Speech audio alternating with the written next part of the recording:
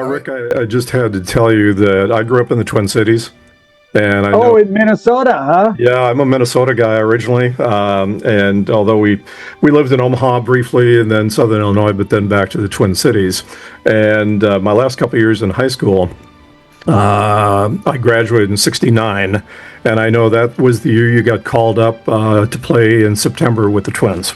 I know it. I know it. Yeah.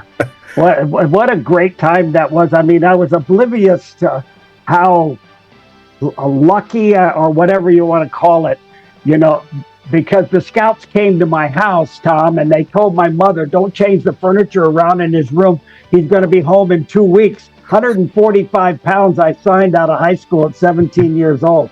Mm-hmm. And 2 years later, I was playing in the big league. So, Yeah. I mean, wow, what a time that was. Yeah, fantastic. And that fall was the start of my freshman year at college in the Twin Cities.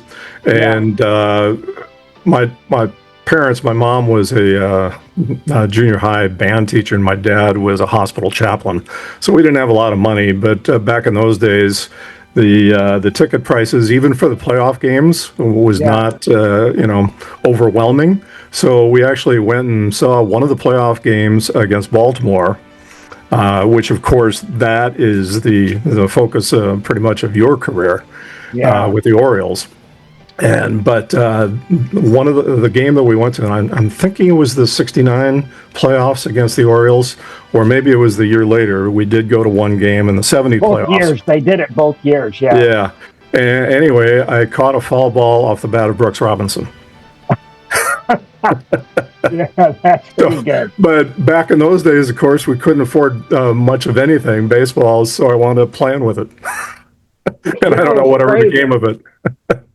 But they almost kept me for that playoff series against Baltimore. Dean Chance was not pitching as well. He had a little bit of a shoulder issue, but he didn't want to. He wanted to be active for the playoffs, and so. Minnesota thought, well, yeah, we better keep him active just in case we need him.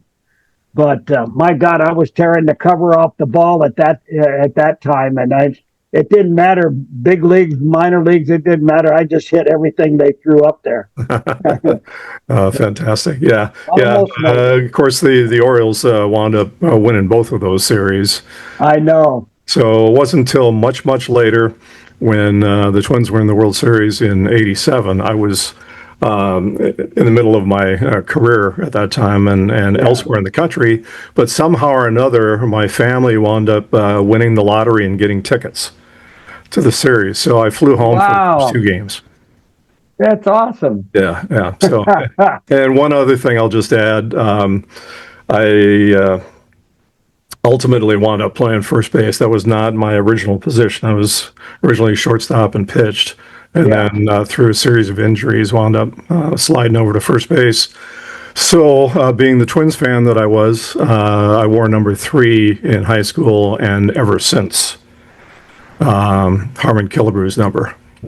Yeah, he was the greatest guy I ever met in the game, because in those days, they didn't talk to rookies when we got called up. We weren't allowed to even walk across the field at that time. They would chastise you. Harmon came up to me and he says, "Hi, Rick, welcome to the Minnesota Twins, Harmon Killebrew." And I was so impressed that he was the only guy who came up to say hi. Mm-hmm. You know, what a great individual. He and Brooks Robinson had the same mother. They were fantastic people. Yeah, indeed. Hello and welcome to the Prospect Blueprint, the podcast that helps student athletes, their parents, coaches, and others that support them to chart out their best options to get to the next level, well, whatever that next level might be. My battery mate, as always, is none other than Rick Dempsey, 24-year MLB vet with the Twins, Indians, Yankees, Orioles, and Dodgers, not to mention the 1983 World Series MVP. Rick, how you doing? I'm good, thank you very much. Well, today's guest is the president of the Puget Sound Senior Baseball League, otherwise known as the PSSBL, and he will have been so for 25 years coming this December. His organization has well over 1,000 members and covers ages from 18 to 88. So just imagine being a 30-year-old and potentially having 40 to 50 years left to play. His background is in broadcasting, and he has a very compelling history in that field, highlighted by a long stint as the director of broadcast operations at, let's see, you were at Green River College, right, for quite some time, as well as you were the operations manager and program director at WSRZ FM, Z 106, and then WSPB. I guess it was the same company. Yeah, that was the sister station. Yep. Sister, yeah, WSPB AM 1450 in Sarasota, Florida, home of the Dickie Betts Band. I wanted to dig into that. This is the kind of sound that I think we all grew up with. Ladies and gentlemen, the beat goes on. CKLW. AM jingles. Gotta love them. Anyway. CKLW, Windsor, Detroit. Yes. Legendary 25,000 watt blowtorch. Yes. Oh, yeah, absolutely. Rick, step up to the plate. All right. Well, Tommy, it's great meeting you. I know that you've done a hell of a lot of work, man. You know, the PSSBL has grown into the largest and most successful men's baseball league in the country. What do you think has been the single biggest factor behind that sustained success? Well, I would have to say the dedication of so many individuals, past and present. We have somewhere in the vicinity of 1,100 members. And as you can imagine, with the size of an organization like that, they come from all walks of life. So if you need somebody to do some work on your car, if you need an attorney, if you need somebody to do software or website design, whatever it is, plumber, we've got it. And we have any number of individuals who have been willing to step up and spend, in some case, many years offering their time and talents to make this league what it is. You know, running the league that size and that big, I mean, Del was telling me about how many people you've got involved, and it's amazing that you can keep everything that organized. What are some of the biggest operational and organizational challenges you face each season, and how do you stay ahead of all of them? As far as challenges are concerned, with certainly the size of the league, field acquisition is always kind of a tricky aspect of what we do,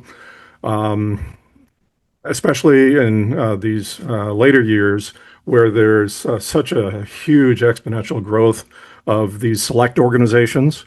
And being an adult organization, we are at the lower rung of the ladder when it comes to rentals from school districts, park districts, community colleges, et cetera, et cetera.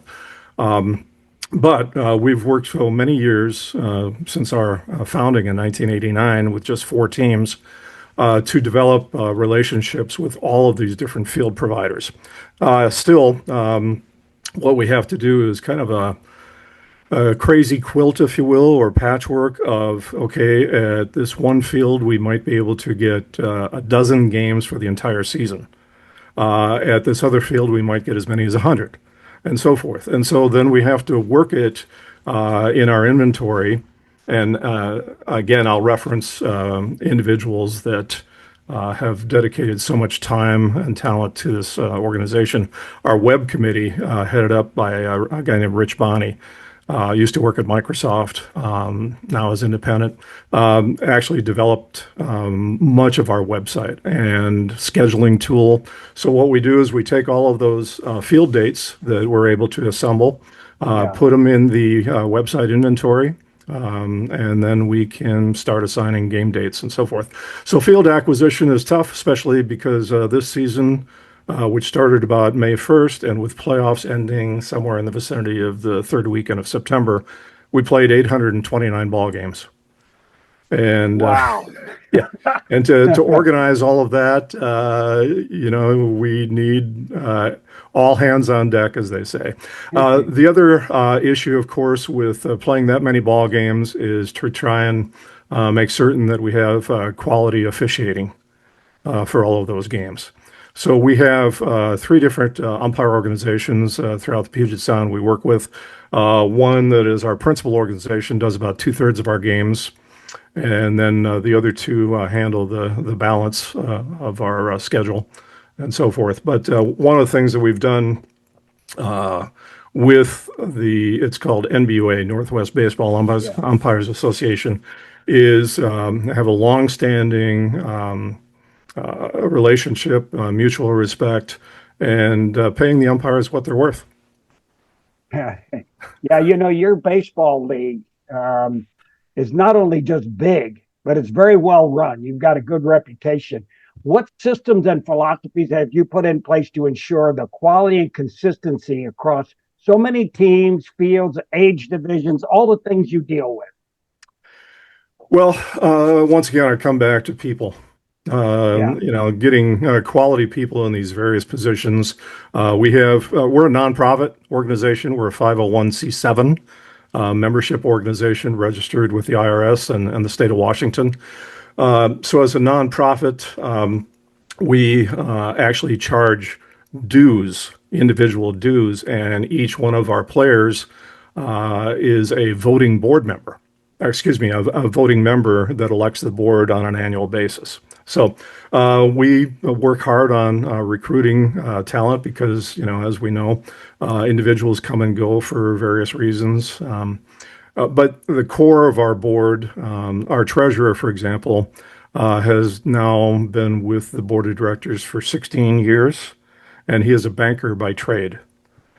And so it's a matter of finding, quality people, encouraging them to participate, bring their skills with them, and always thinking about, okay, we're doing pretty good now. What can we do better? Mhm. Well, I have a kind of a question along those lines, which is a little bit different though, because participation is critical for the health of a league. I know that you guys are doing well. So the question would be, how do you balance the competitive side of adult baseball with the community and camaraderie that make players want to keep coming back year after year? It's more than anything, it's a retention question. Mm-hmm. Do you have an awards? How active a participation do you guys have in tourneys that are out of state? I know we've got the MSBL World Series coming up. Do you guys have Zoom awards for the entire league? How do you keep them all? Yeah, we have now grown to 10 different divisions.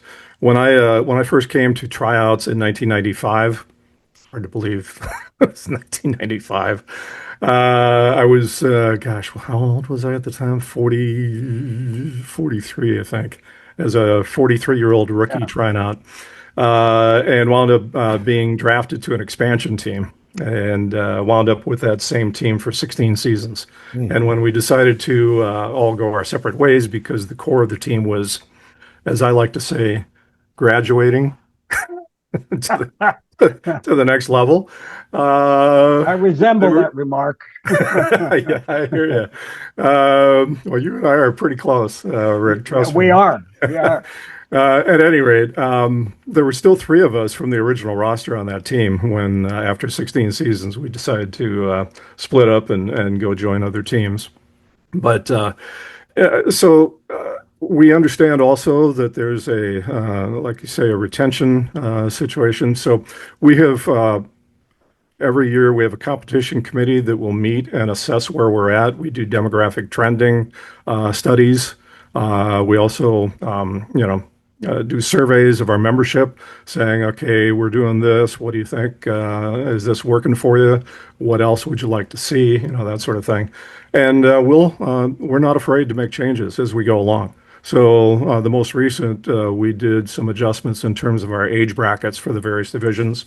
We have what we call advanced divisions, starting at age 18, and then it goes by the 10s, 30, 40, 50, and 60.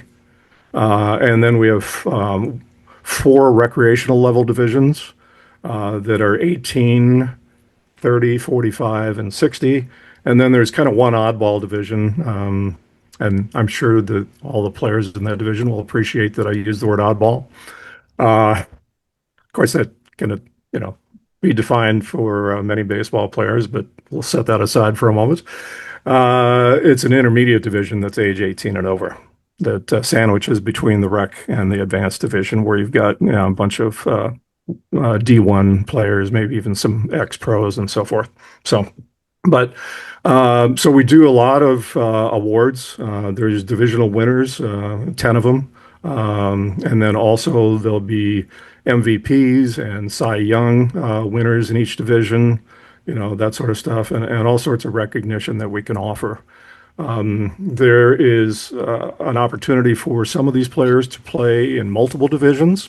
So, for example, let's say there's an outfielder that plays in our 18 and over advanced division, but really wants an opportunity to maybe pitch some games, but would not pitch for their advanced team. So they'll join the intermediate or rec level team and as a pitcher, and be able to do that. So there's one individual this year that played on multiple teams, and over the course of the season stole in excess of 100 bases. So, so Wow. do a story on that and highlight it on our website and share it with MSBL National, and it'll get picked up on their website as well as their social media platforms. So Well, yeah, we, go we ahead. understand also about the retention thing because we know year by year through all of our years and studies that there's about a 15% upwards to 20% attrition rate. So we're constantly marketing to bring in new players. Yeah, it's a challenge because well, we could talk about that in a few.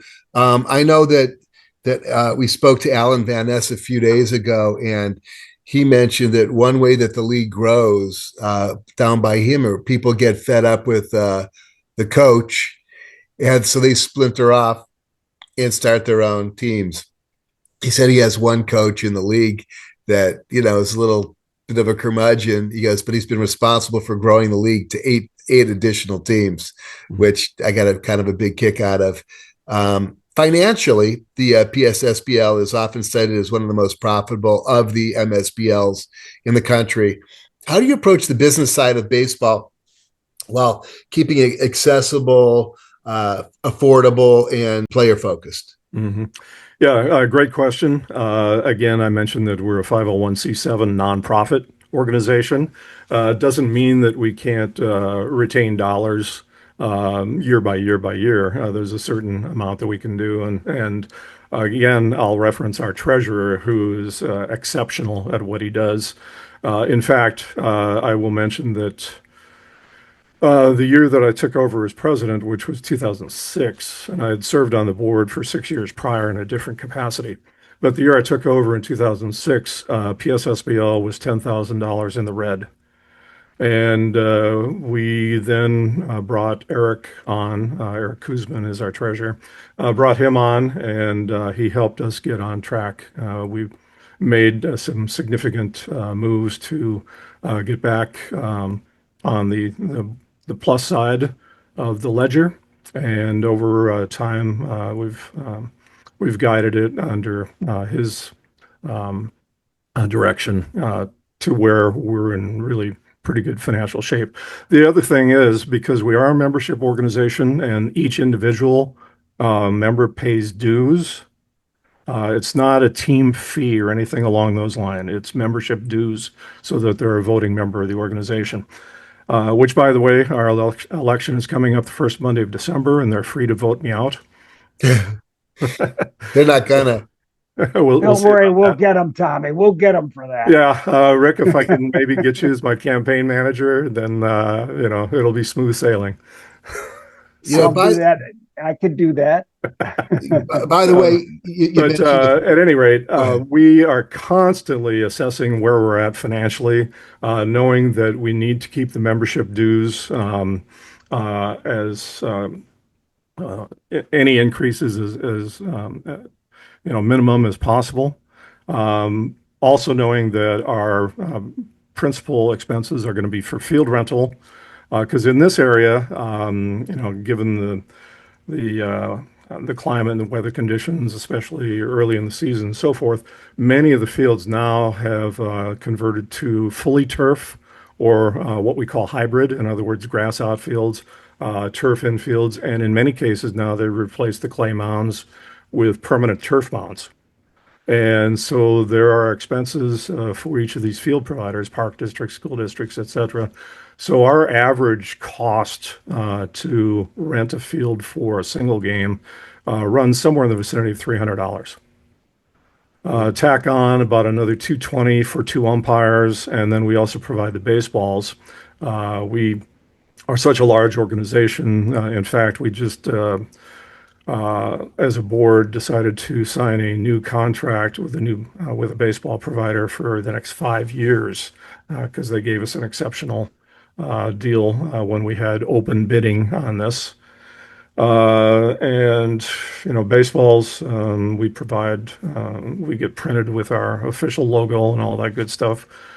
Somebody said we need a president's signature on that. It wasn't me. But so those are our baseballs, and we just placed the order for 550 dozen for next season. Wow. Yeah, those are our main expenses, and then we constantly are taking a look at the history of our dues year by year by year, and trying to maintain a price point that will allow anybody and everybody that loves baseball to participate. And in our mission statement, we try and find a place for everybody that loves this game. Yeah. Well, I've got two questions. One of them, I want to go back to a previous point about stolen bases. You mentioned the player that stole 100 bags. Josh Naylor stole 30 out of 32 bags for the Mariners this year. Or actually with a couple teams, 30 out of 32 bags. And he's got to be 60 pounds overweight. The question is, Rick, what's going on with catchers? How can you not? I know you can only go over to first base 2 times, but when Josh Naylor is stealing 30 out of 32 bags, I know it makes me want to come out of retirement. I'll tell you that.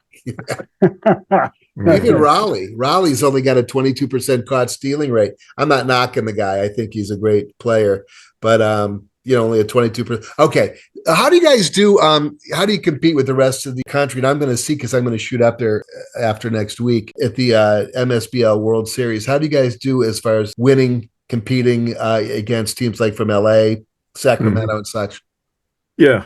We, I think this year I counted up between Phoenix and Florida, we have 23 teams that are going to be based out of the PSSBL competing in all the different age brackets and levels.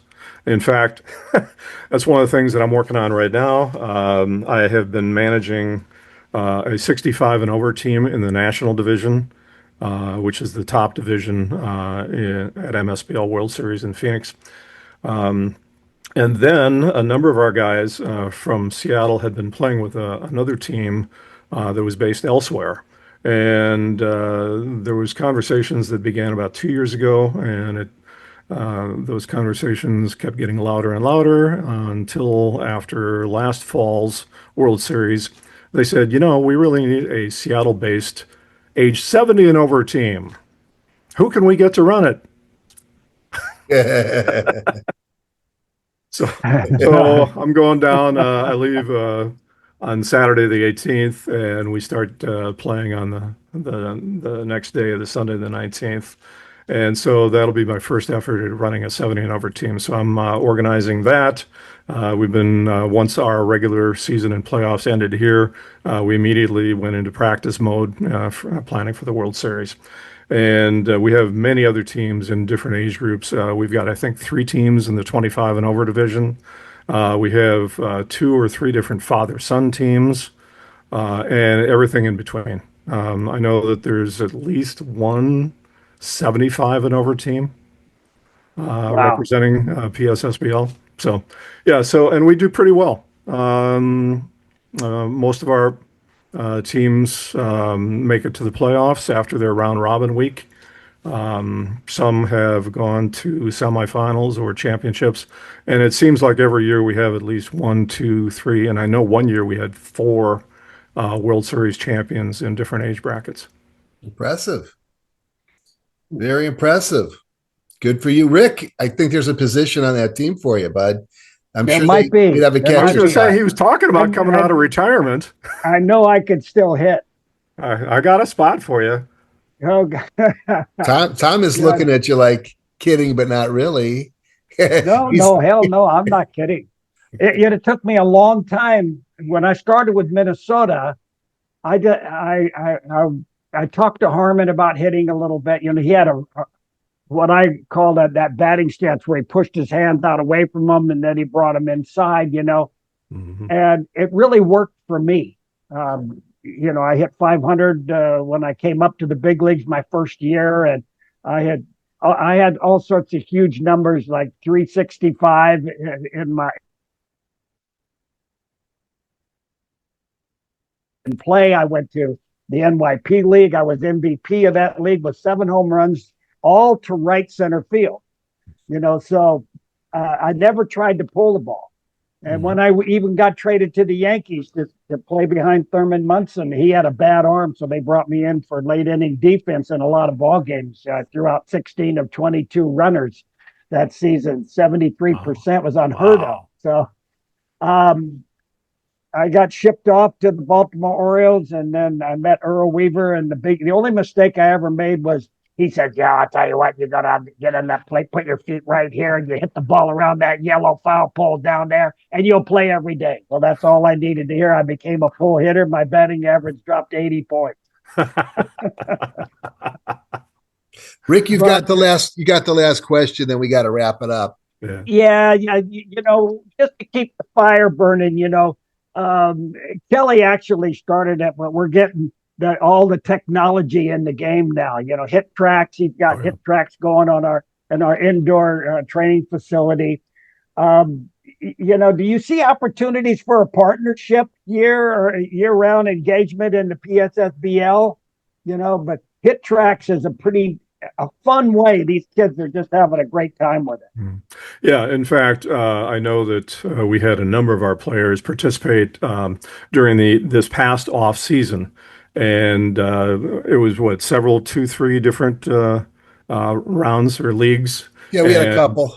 Yeah, I had a couple at least up here, and they rave about it. Those players rave about it. And we had our board meeting, the October board meeting just a couple of nights ago. Kelly was invited as a guest to participate and share about cage baseball.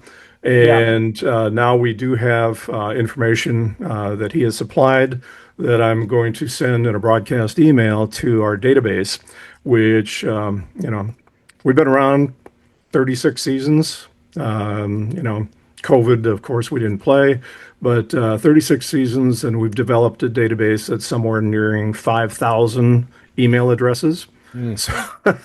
So I'm planning on sending out information about the opportunities to play cage baseball here in our area, and so I think it's a great opportunity for a partnership. Yeah, thanks, Tom. Yeah, that's a lot of people. We don't do very many in-person meetings anymore. Sure. We've really cut that down, and just like many organizations and businesses have. But this is one that is in person, and we will deliver the trophies. We have championship patches, for all the division winners and so on and so forth. We also recognize one of our board members as the outstanding board member of the year and so forth. But I'll definitely make sure in my president's report that I talk about cage baseball. Exciting. Thank you. Yeah. Rick, that's about it. We got 2 minutes left, and you want to close this out? Well, I'll just tell you, Tom, it's a pleasure meeting you. You got the fire. There's no doubt about that. It both started for us in the same area, that Bloomington, Minnesota. I have never been in a ballpark so cold in all my life. We started, my first full year was 1970. And we had 2 foot of snow outside the stadium. And I'll tell you couldn't hold on to the bat in batting practices. I didn't like wearing batting gloves in those times. Oh, my God. It was tough. Yeah, well, I remember, I played high school at that time, 67, 68, 69. And I remember one game in particular, it was still in May. All right. And we were playing the game, and beyond the center field fence was still a giant pile of snow in May. Yeah.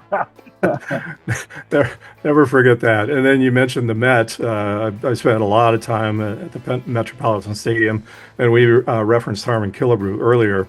When he was stuck on home run number 499 for 12, 13, 14 games and so forth, my dad, who was a hospital chaplain, accepted some tickets from one of the doctors he worked with, and we were just up from first base, and bang, home run number 500 that game. at the Met. So I've got great memories of that. And then you mentioned the cold. I also attended some Viking games where everybody's wearing That's the snowmobile seat suits. that they painted a different color, wasn't it? Yeah. When he hit that home run. Oh, yes. Yeah. It was hard to look up there in left center field and see that seat up there going, my God. Oh, yeah. It would take me 2 full Indeed. swings to get there. Well, Yeah, it's a par 3 for me now, or maybe even a par 4. Yeah. well, thank you, gentlemen. Thank you so much, Mr. Tom Evans-Krause and Rick, of course. This is the Prospect Blueprint. We appreciate it. We appreciate everything that you're doing for the guys up there in PSSBL, and certainly the guys over here, Rick and I, who are trying to get this league as the sister league and the perfect companion once the cold kicks in Seattle. So good luck. I'll see you out there in Arizona. Have a great rest of your weekend. This is the Prospect Blueprint. That is Rick Dempsey, and we'll see you soon.